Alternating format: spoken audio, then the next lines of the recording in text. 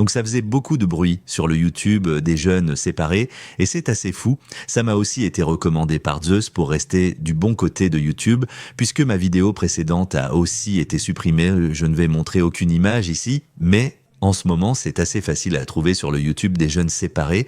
Quelqu'un a fait un post intitulé « Pourquoi ce gamin est-il vraiment dégoûtant ?» L'intention était une capture d'écran d'une chaîne YouTube appelée Bob l'éponge et Carlo oui, Patrick et Sandy non. L'une des vidéos les plus récentes de la chaîne montre un chat avec le titre « J'ai frappé mon chat pour une contrefaçon du chat de Znon ». Le titre décrivait exactement ce qui se passait dans la vidéo. C'était un gamin ou un adolescent avec son chat en train de le frapper et de l'étrangler. Quand cela a circulé sur Reddit, c'est rapidement arrivé sur 4chan et il n'était pas content du tout, surtout quand il s'agit de prédateurs ou de personnes qui maltraitent les animaux. Malheureusement, les anons s'efforcent parfois de transformer la vie de ces personnes en un véritable cauchemar. Des anons ont doxé un youtubeur. Cela inclut révéler leur visage, leur adresse, appeler la police et, d'après ce que j'ai compris, même contacter les parents. Il existe un subreddit dédié à cela que je ne partagerai pas ici. Curieusement, il semble exister des centaines de chaînes liées à ce youtubeur. De nombreuses autres chaînes en sont mentionnées dans les publications de la communauté ou les descriptions des vidéos. Les vidéos sur ces chaînes sont réalisées de la même manière que celles de la première chaîne.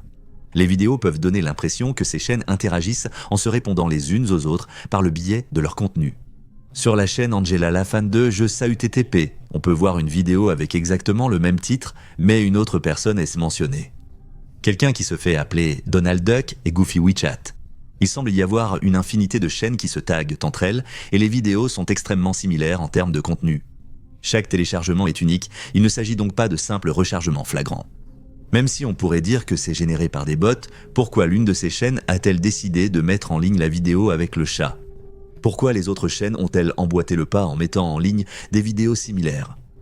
On pourrait dire que c'est le même gars qui gère toutes ces chaînes, mais la quantité de chaînes est tellement énorme qu'il est très peu probable qu'il les gère toutes. Il semble y avoir des centaines de chaînes faisant exactement la même chose. Une autre publication communautaire intéressante disait « Mettez la Corée du Sud si vous détestez partager du contenu pédagogique. Mettez la Corée du Nord si vous aimez partager du contenu pédagogique. Moi, Corée du Sud, je déteste partager du contenu pédagogique et je ne le ferai jamais. Heureusement, je n'ai jamais partagé de contenu pédagogique et je ne le ferai jamais. Je veux dire, c'est assez étrange, c'est aussi contradictoire. Ils disent « détester le partager », puis affirment ne l'avoir jamais fait et ne jamais le faire. Actuellement, c'est toujours en cours, donc il pourrait y avoir d'autres mises à jour au moment où j'enregistre ceci. Je n'ai pas mentionné mon Patreon récemment, mais si vous souhaitez soutenir la chaîne et accéder à du contenu exclusif que je ne pourrais pas publier sur YouTube, envisagez de soutenir la chaîne sur Patreon. Le 27 janvier 2023, une chaîne YouTube du nom de United Believers Revolution a mis en ligne une vidéo qui, à première vue, semblait tout à fait normale. La vidéo était une compilation de vieilles photos de famille de deux personnes que le YouTuber appelait les fondateurs. Ensuite, la vidéo montre une femme prêchant le christianisme devant un grand marché. Vous savez, nous vivons à une époque où les gens ont oublié la norme de Dieu, la volonté de Dieu, la loi de Dieu. Et ils pensent que tout est permis, que l'on peut faire tout ce qu'on veut et que Dieu est obligé de nous accepter. Mais ce n'est pas la vérité, nous ferions mieux d'écouter, car qui peut savoir ? Mieux vaut se repentir, car Dieu pourrait nous accorder sa miséricorde et changer d'avis. Qui sait ?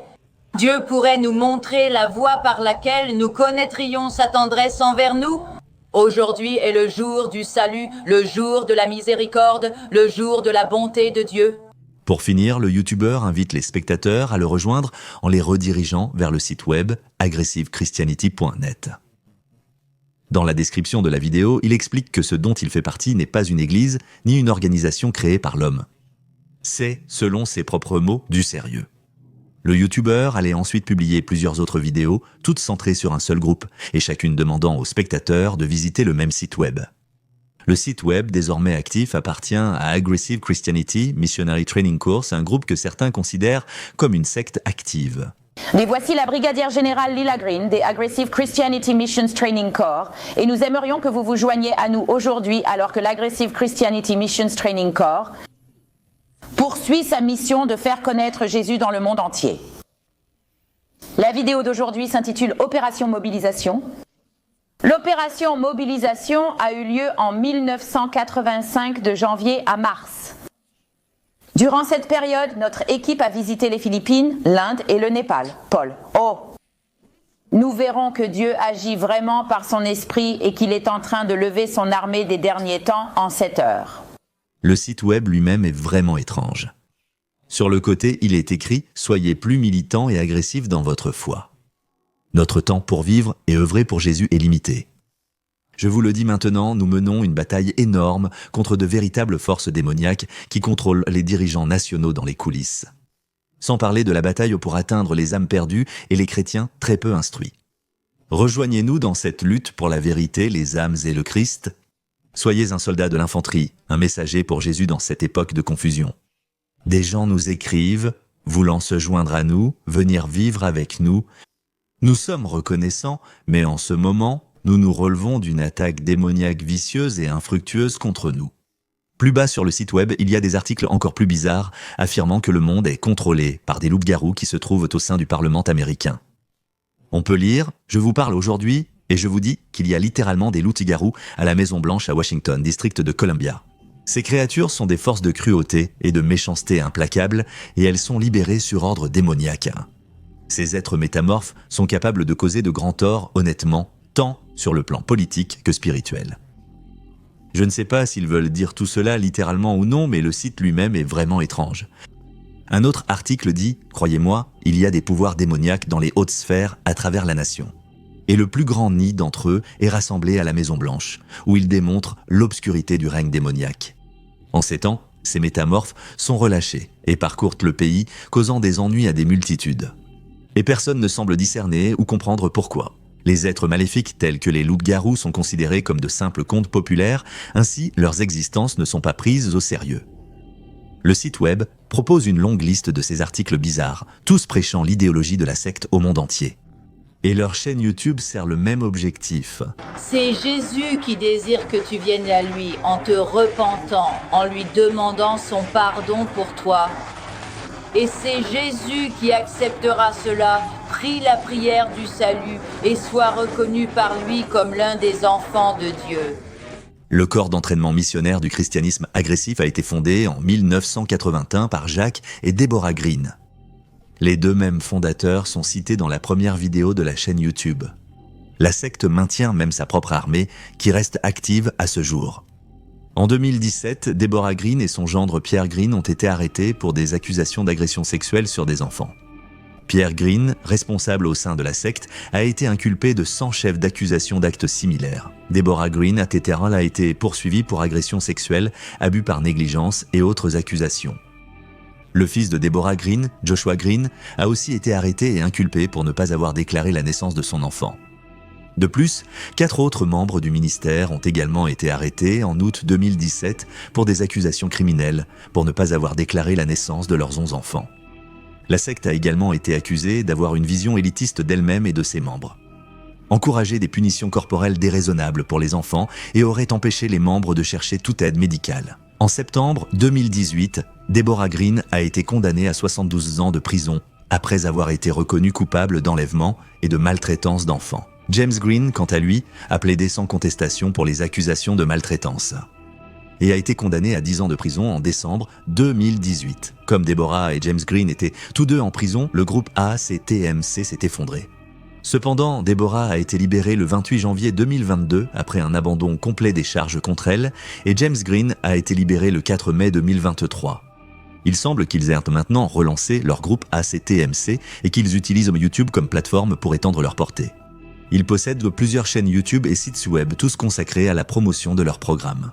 L'ACTMC, l'une des sectes les plus troublantes de son temps, a refait surface sur YouTube. Tiré du chapitre 40 d'Isaïe, le titre de ce message est « Sans excuse ». Et vous savez, c'est la véritable réalité de notre vie sur cette terre. Nous sommes sans excuse. Parce qu'il n'y a qu'une seule façon d'être réconcilié avec Dieu le Père, et c'est par Jésus-Christ le Fils. Au fait, juste un petit rappel, si vous aimez la vidéo jusqu'à présent, n'oubliez pas de vous abonner pour rester à jour. Jojo Tsai 1012 était une utilisatrice chinoise d'Instagram qui publiait principalement sur sa vie amoureuse avec son petit ami de l'époque. À l'époque, nul n'aurait pensé que cela deviendrait un mystère non résolu depuis 10 ans jusqu'à ce jour. En février 2014, Jojo publiait des messages textes sur son Instagram détaillant sa relation avec son petit ami. Ils discutèrent surtout de leur passion, comme d'habitude. En mars, les choses ont soudainement changé. Dans ce message, elle explique qu'elle a rompu avec lui. Ce qui suit sera une traduction approximative. On peut lire « Cela fait 12 jours que nous avons rompu. J'ai fréquenté divers types d'hommes. Manger, regarder des films, boire, chanter, et tous étaient de plus beaux et plus riches que lui. J'ai dit ça juste pour montrer que ce n'est pas que je ne peux pas trouver un homme meilleur que lui. Et ce n'est pas non plus parce que je cherche quelqu'un de beau et de riche. Il y a beaucoup d'hommes avec de bonnes conditions autour de moi, et mes amis qui me connaissent bien le savent. C'est juste que mon cœur ne peut plus accepter quelqu'un d'autre. Chaque fois que je joue, je pleure à la fin. Je me force à sourire et je me dis que le plus important dans la vie, c'est d'être heureux. Je continue à m'hypnotiser, mais je ne peux pas hypnotiser mon cœur. Je ne comprends pas, puisque ce n'est pas moi qui l'ai choisi. Pourquoi me donnes-tu autant d'attentes et de promesses ? Puisque tu ne veux pas avoir d'enfant avec moi, pourquoi me laisses-tu lui donner un nom ? Il a dit que si sa mère n'approuvait pas notre mariage, il resterait avec moi toute sa vie et que nous nous marierions à un âge avancé. Ce sont vraiment les mots d'amour les plus romantiques que j'ai jamais entendus de ma vie. Mais c'est aussi un mensonge. Je ne peux pas oublier tout ça. Impossible de les oublier. À moins que je ne meure. Sur ses prochaines photos, elle porte un cache-œil, mais ce n'est pas rare puisqu'elle avait déjà publié des images similaires auparavant. Cependant, les légendes des photos suivantes révèlent vraiment le tumulte émotionnel qu'elle traverse. Dans cette publication, où elle partage une photo de ses jambes, avec quelque chose écrit dessus au rouge à lèvres, elle détaille ce qui suit dans la légende. « Marie, papa, mon prince, dans la prochaine vie, tu dois tenir ta promesse de m'épouser et ne plus jamais rompre ta promesse. » Ici, ça continue de la même façon en disant « Après ma mort, je resterai à tes côtés jour et nuit. Je ne te quitterai plus jamais. » Ces 2 derniers posts sont les plus alarmants. Apparemment, c'est une image d'elle assise au bord d'un immeuble élevé. Et il n'y a ni légende ni contexte. Donc, il est impossible de confirmer son identité. Cependant, une recherche d'image inversée de la photo donne des résultats. Mais d'après ce que je peux voir, personne n'a publié cette image avant elle. Il semble s'agir d'une image originale. Le contexte de sa publication rend son sous-entendu évident. Sa dernière publication montre quelque chose en train de brûler. On dirait des vêtements ou des oreillers. Difficile à dire, certains pensent dès qu'il s'agit de vieilles affaires de son ex, une façon de tourner la page. Nous n'avons plus jamais eu de ces nouvelles après ça. Comme vous pouvez l'imaginer, les spéculations allaient bon train. Personne ne savait exactement ce qui lui était arrivé. Avec maintenant plus d'une décennie qui s'est écoulée et son absence totale de retour sur Instagram ou de mise à jour vérifiable, cela n'augure vraiment rien de bon. Il y a eu quelques affirmations invérifiables faites sur des forums, prétendant qu'elle était effectivement décédée, mais il faut les prendre avec des pincettes, surtout venant d'utilisateurs anonymes.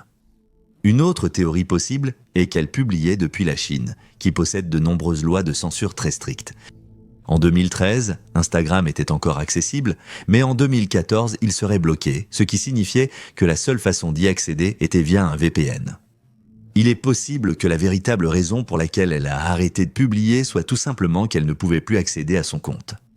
Elle a peut-être simplement abandonné le compte pour passer à autre chose.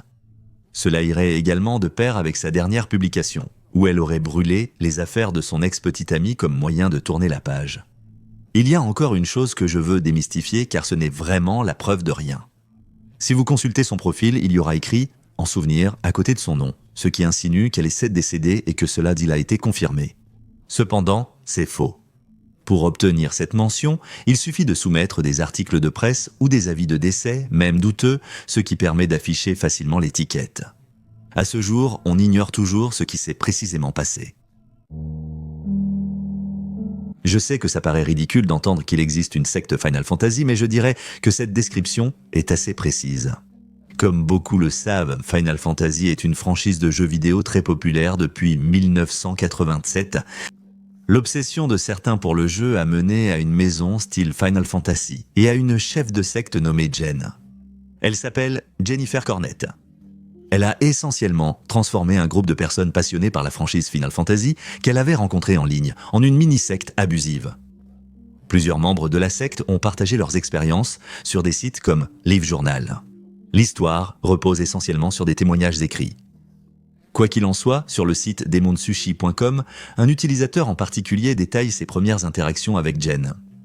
On peut lire « On m'a demandé si j'avais des souvenirs de vies antérieures. » Dans un flot de paroles, elle a commencé à m'expliquer des choses. Comment il existe des univers alternatifs et que dans ces univers, peut-être, juste peut-être, les jeux vidéo se sont réellement produits. J'ai pensé que c'était plausible car j'aime imaginer que tout est de possible. Elle me dit qu'elle pense avoir vécu dans une vie antérieure. J'incarnais Zack dans le jeu Final Fantasy VII.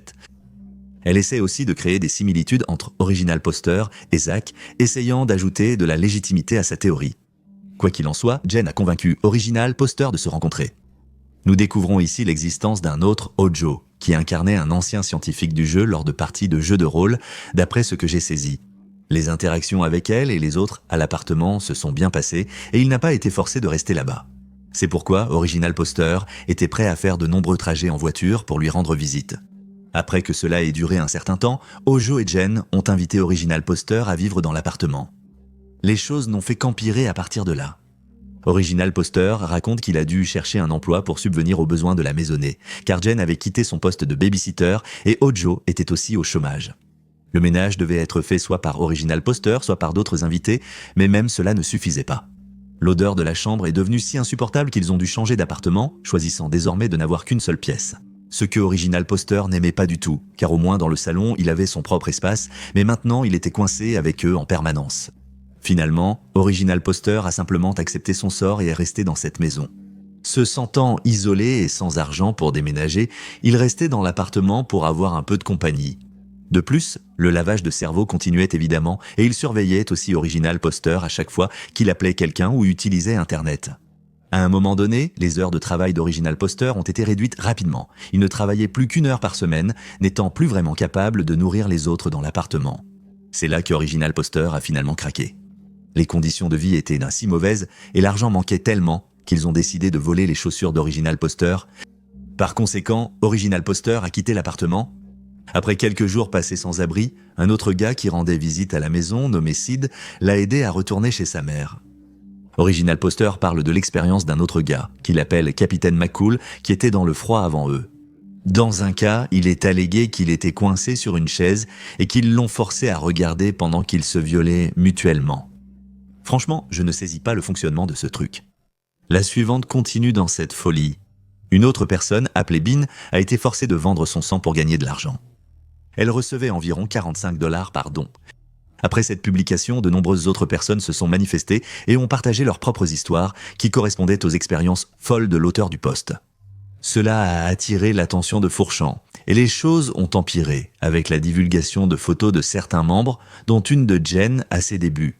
Des photos de l'appartement et d'autres histoires troublantes de la secte ont également été partagées. La plupart des éléments sont maintenant archivés et le terrier du lapin paraît interminable.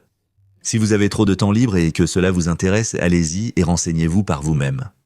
Je veux aussi mentionner qu'après cette histoire de secte Final Fantasy, Jen est ensuite passée au fandom de Hannibal, mais ce serait trop long à aborder dans cette vidéo.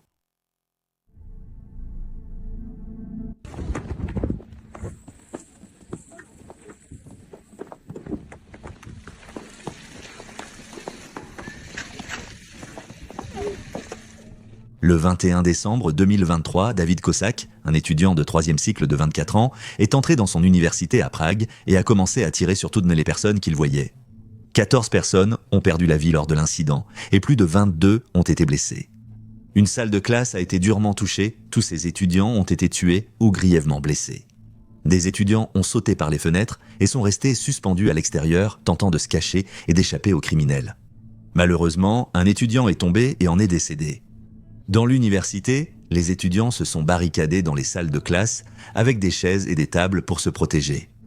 Un étudiant a publié un message disant qu'il est actuellement enfermé dans la faculté où une fusillade est en cours. Le tireur est mort et la police évacue les lieux. Les forces de l'ordre ont été appelées et ont tenté de secourir un maximum d'étudiants. Cependant, David a été plus rapide et il a continué son carnage. Le père de David a été retrouvé mort dans son appartement à Houston avant l'attaque, avec des indices suggérant qu'il pourrait en être l'auteur. Le 15 décembre 2023, environ 6 jours avant l'incident, un père de 32 ans et sa fille de 2 mois ont été retrouvés décédés dans la forêt de Klanovice près de Prague. Cependant, la police n'a pas pu trouver de piste dans l'affaire jusqu'à ce que David lui-même avoue dans sa dernière lettre. David était gravement perturbé mentalement, ce qui l'a poussé à commettre ces actes. Il avait une chaîne Telegram où il parlait de ses sentiments et avouait qu'il voulait désespérément passer à l'acte. Il dit qu'une personne du nom d'Elina Afanaskina l'a beaucoup aidé. Tout comme David, Elina était une fille de 14 ans qui a commis les mêmes actes que lui le 7 décembre 2023 à Briansk, en Russie. Elle a apporté l'arme de son père à l'école et ensuite tout a dégénéré. Voici ce que David écrit dans son texte. « J'ai toujours voulu tuer. Je pensais que je deviendrais un maniaque à l'avenir. Puis, quand Ilna a commencé la fusillade, j'ai compris qu'il était bien plus rentable de les faire en masse plutôt qu'en série. Je suis resté assis, j'ai attendu, rêvé et voulu, mais Alina fut le point final. C'était comme si elle était venue à mon secours du ciel, juste à temps. Il y a plus à dire, mais je ne sais pas ce que je peux aborder ici. » De façon concluante, David est mort pendant l'incident, qui a coûté la vie à de nombreuses personnes.